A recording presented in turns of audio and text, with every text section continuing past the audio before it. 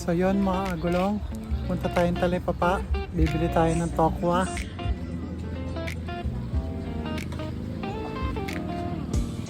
Dito na tayo sa bilihan ng tokwa. At ayun, binabalot na ang ating biniling mga tokwa. So ayun mga agulong, ito na yung tokwa na bilhin natin. Piprituhin muna natin. Ang lulutuin natin for today's video ay sisig tokwa. Prituhin na natin ng mga tokwa mga kagulong hanggang sa mag golden brown siya. Sabay-sabayin na natin iprito ang mga yan.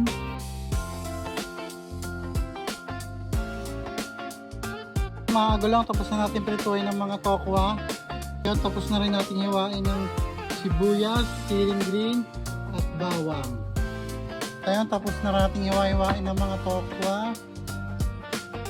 Tapos ginisa natin ang pangalawa, pinagalo-halo natin ng sibuyas, bawang, sili para talaga ng manuot, ang sarap. Lalagyan pa natin ng oyster.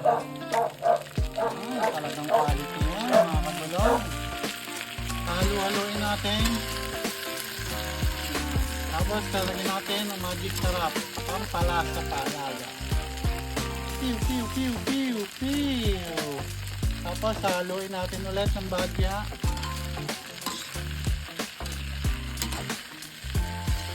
Mga agulong, nilagay na natin siya sa isang lalagyan. Lalagyan natin siya ng mayonnaise.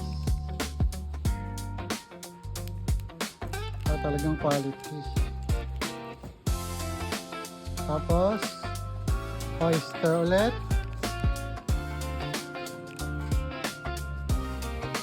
Saka natin halu-haluin.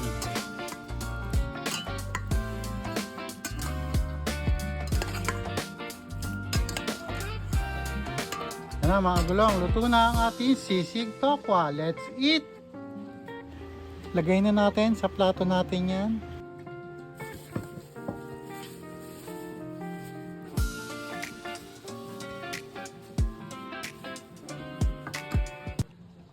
Yo! What's up mga kagulong? Welcome back to my vlog. Tara, food trip! Ang food trip natin for today's video ay sisig tokwa.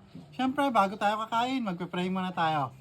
Ama, maraming salamat po sa biyayang nakahain sa aming kapagkainan ngayong araw na ito. Sa pangalan po ni Jesus, dakila po namin tagapagligtas. Amen. So, paano mga kagulong? Let's eat! First bite mga kagulong. Quality. Second bite para sa mga mahal natin butter. Ito naman. Siyempre, third bite para sa mga mahal natin supporters. Ito naman ulit. Parang ulo natin sisig baboy. Ngayon, sisig tokwa.